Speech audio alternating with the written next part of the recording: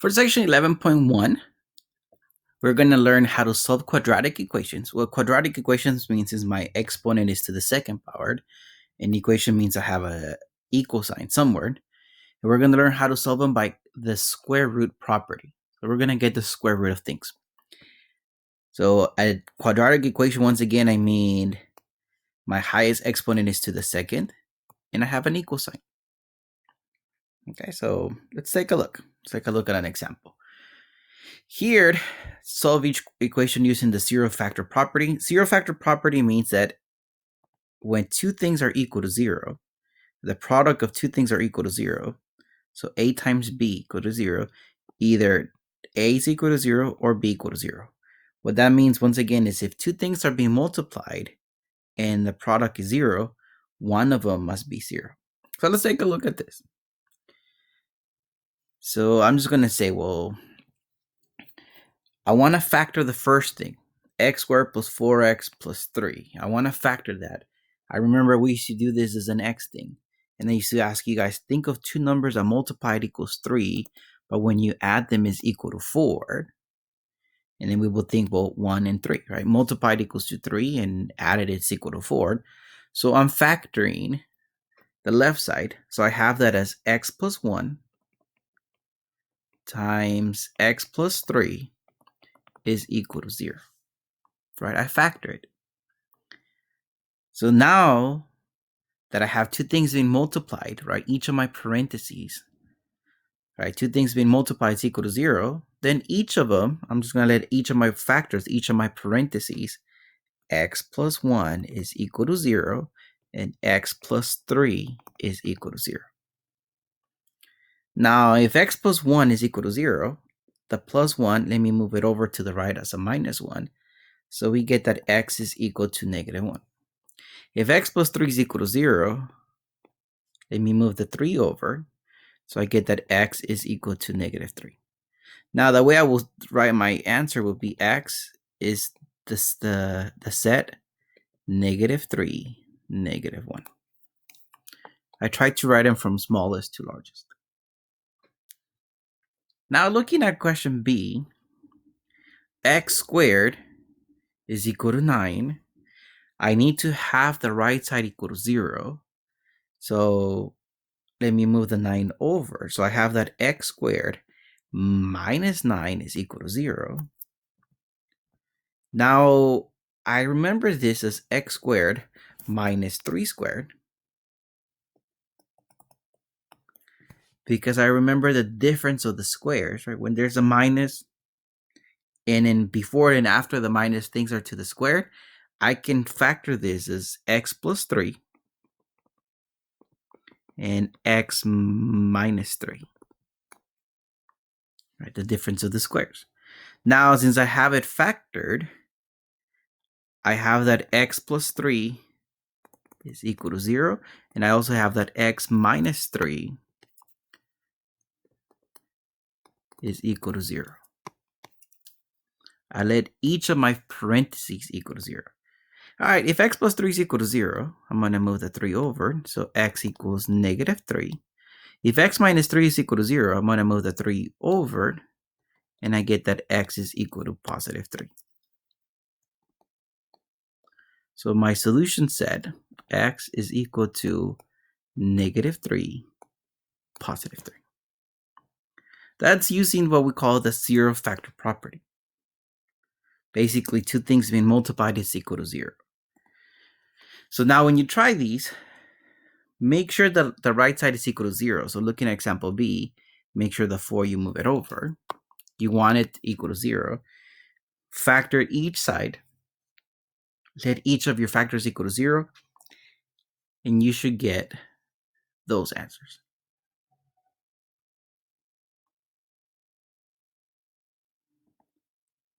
Now we're going to try what we call the square root property. First of all, let me try example A, the way we know this. That way we just learned this. I'm going to call this x squared minus 16 is equal to 0 because I just want to use the rule that we just used. X squared minus 16, I see that as x squared minus 4 squared. So in this case, I'm just going to say x plus 4, x minus 4 is equal to 0. So I think we can agree that x plus 4 is equal to 0, x minus 4 is equal to 0. So I get that x is equal to negative 4 and x is equal to positive 4. Right? This is what we just did on the previous section. Now we're going to call what we call the square root property. If we see that something is squared and it's by itself, let me show you guys a different method how to do this. Let me start this as x squared is equal to 16. All right, well, we have the square root property says we could have just taken the square root. Square root is going to get rid of a squared exponent. So I have that x. Now the square root of 16, I'm thinking of all the square roots of 16, I can either get negative 4 or positive 4. Notice I get the same solution. So now what we have as the zero root property, we're going to say that if x squared is equal to anything, so we have something squared, that means that, let's just get the square root of it. So x is going to be the positive square root of k, and x is going to be the negative square root of k. And k is obviously the number that we have. So looking at example B, right? If I try factoring, I cannot solve this. X squared minus 5, that's not the difference of the square, so I cannot even factor this. However, I can move the negative 5 over. Let me write this as x squared is equal to 5.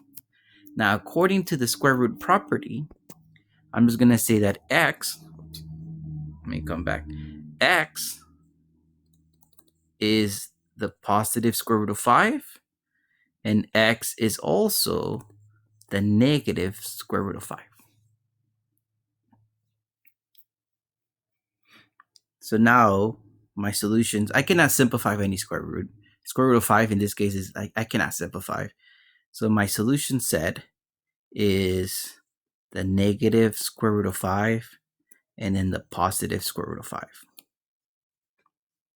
So this is how we can write it. Now, because they have the positive and the negative, it's okay if we do plus or negative square root of 5.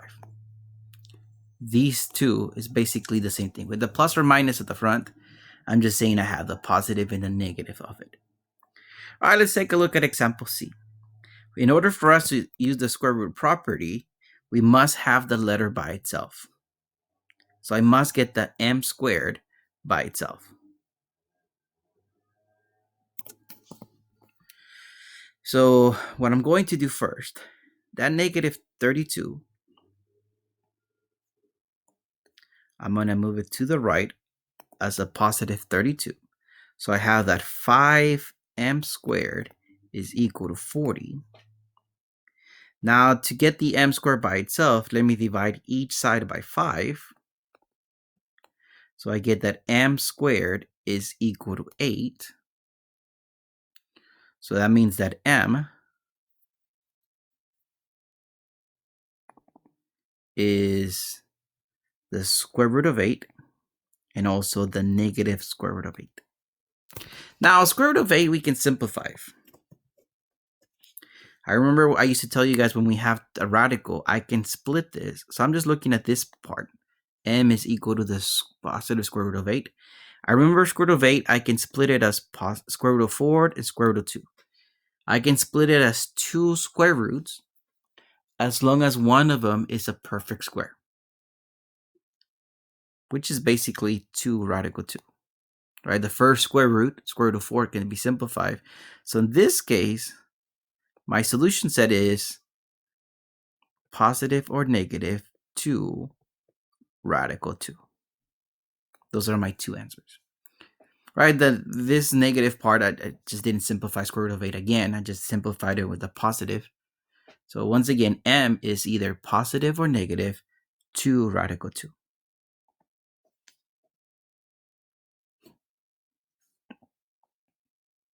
Now, when you look at this, make sure the x is by itself. Do the square root on each, and your answers should be those. Make sure in example C you can simplify the radical.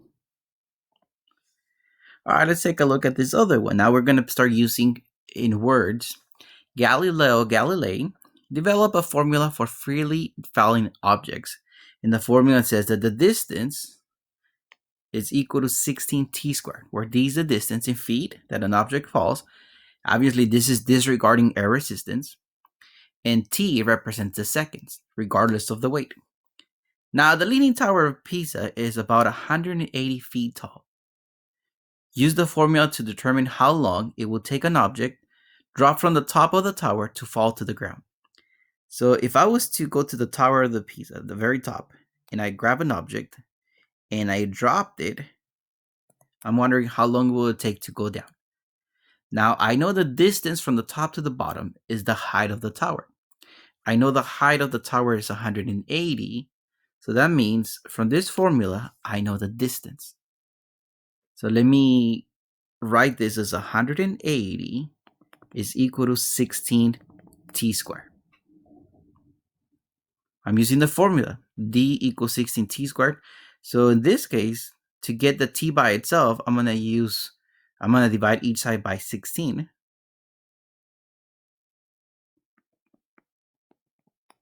Now 180 divided by 16 gives me 11.25.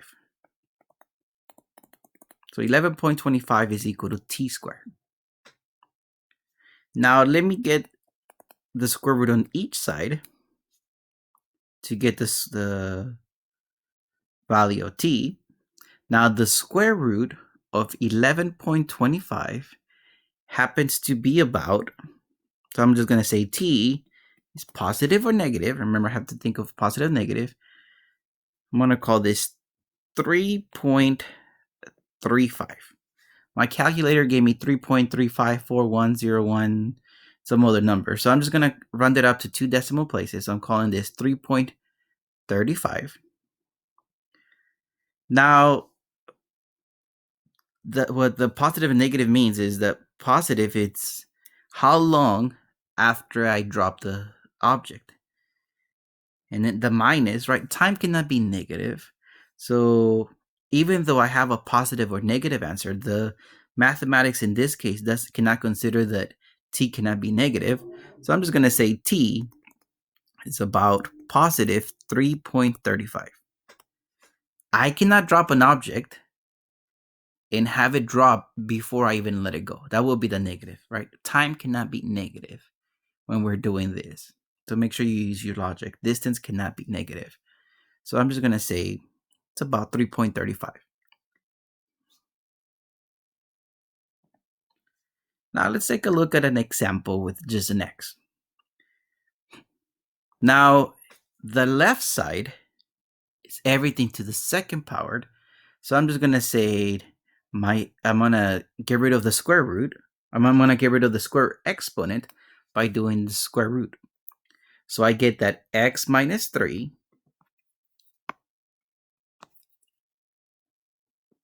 x minus 3 can be either positive 4 or x minus 3 can be negative 4.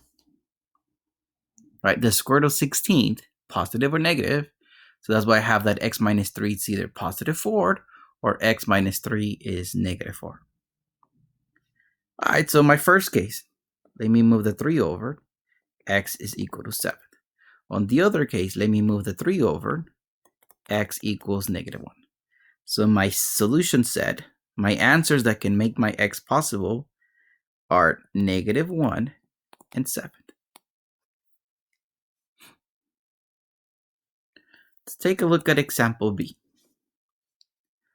I'm going to do the square root on each side. So I have that x plus 1. It's either the square root of 6 or x plus 1 is equal to the negative square root of 6. Now, square root of 6 I cannot simplify. So I'm just going to leave it as square root of 6. However, I do need to get the x by itself. My first case, let me move the negative 1 over. Now, square root of 6 and negative 1 are not like terms. One of them is a radical, the other one is not. So I'm just going to write them both. I'm just going to write the negative 1 first. plus radical 6. On the other case, let me subtract 1 as well. And I get that x is equal to negative 1 minus radical 6. Once again, I cannot combine them. So my solution set is going to be negative 1 plus radical 6, or negative 1 minus radical 6. Now on paper, when we take the test, it's okay if you, this is the solution set, but it's okay if you just simplify it as negative 1 plus or minus the square root of 6. See how basically I can write the plus or minus to represent the two equations. All right, now on this one, try this at home. Your answers should be those. Once again, for B, it's okay if you simplify this as the solution set of 4 plus or minus the square root of 3.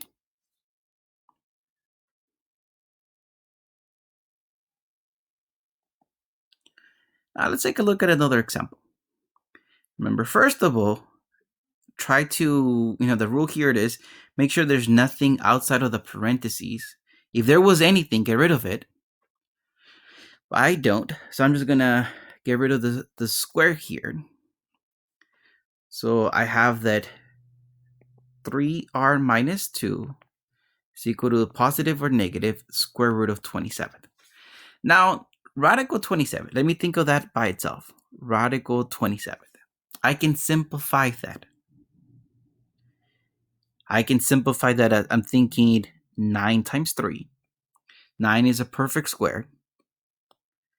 So square root of 27, I can simplify that as 3 radical 3. Okay, so now when I'm going to solve for these, I'm going to think of this as 3r minus 2 is equal to 3 radical 3. But I also must say 3r minus 2 is equal to negative 3 radical 3. All right, let's take a look on the first case.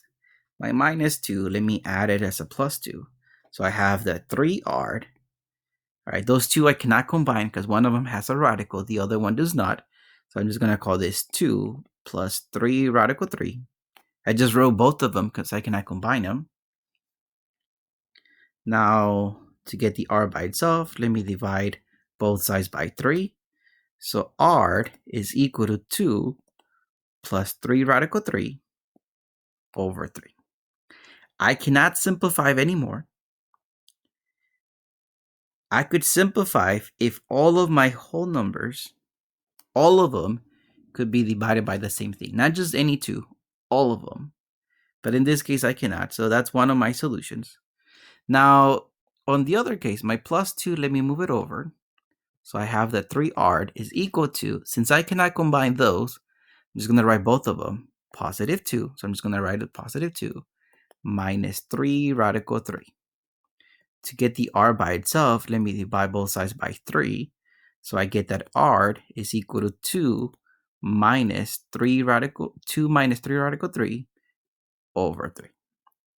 So my solution set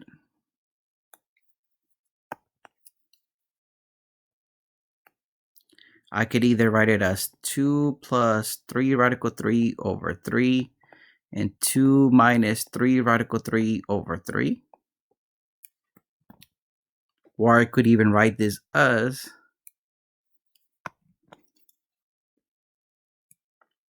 2 plus or minus 3 radical 3 over 3. However you write it, it's the same thing. Right? The plus or minus, it means that I have it as a plus or I have it as a minus. I have two answers. Now you should try these. And that is what you should get. don't forget that you can simplify this as 5 plus or minus 3 radical 2 over 2. And example B, you can simplify that as negative 1 plus or minus square root of 7 all over 5.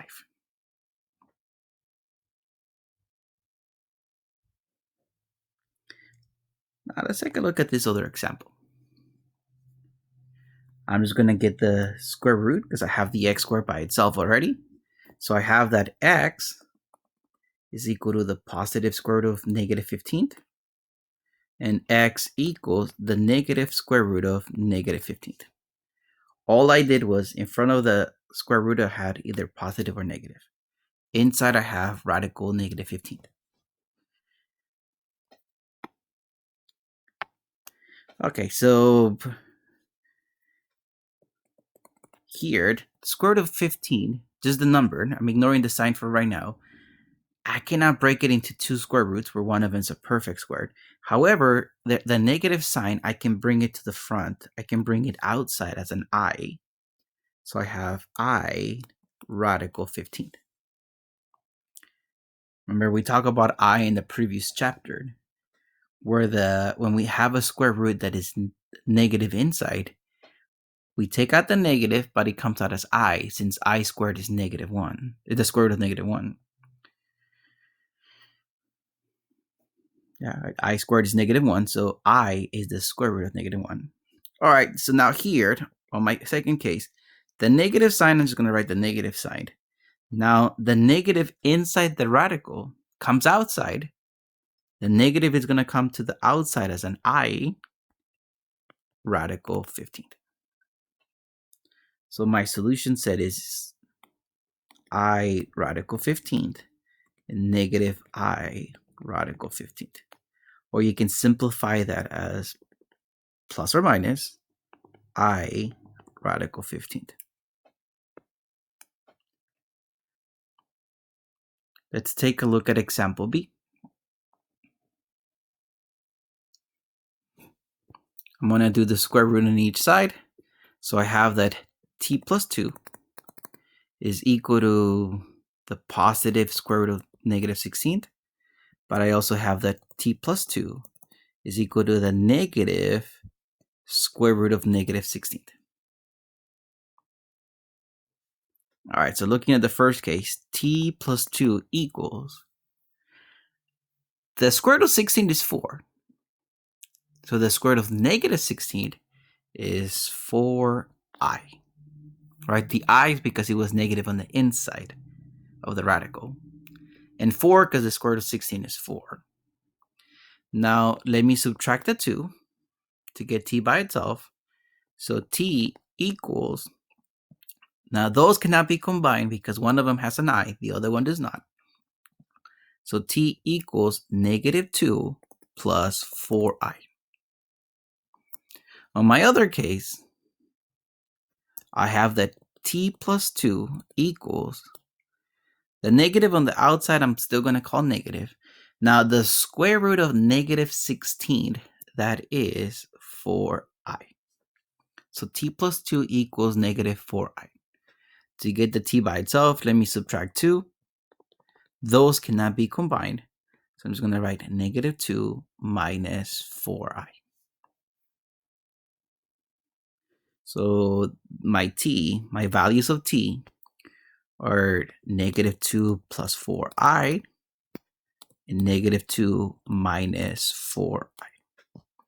You can also simplify that as negative 2 plus or minus 4i. We can simplify with a plus or minus in between when we cannot combine the two terms. Like negative 2 and 4i, we cannot combine. However, if I had a negative 2 and a 4, yeah, by all means combine them, because those will be like terms. Now this you should try it at home. And this is what you will get.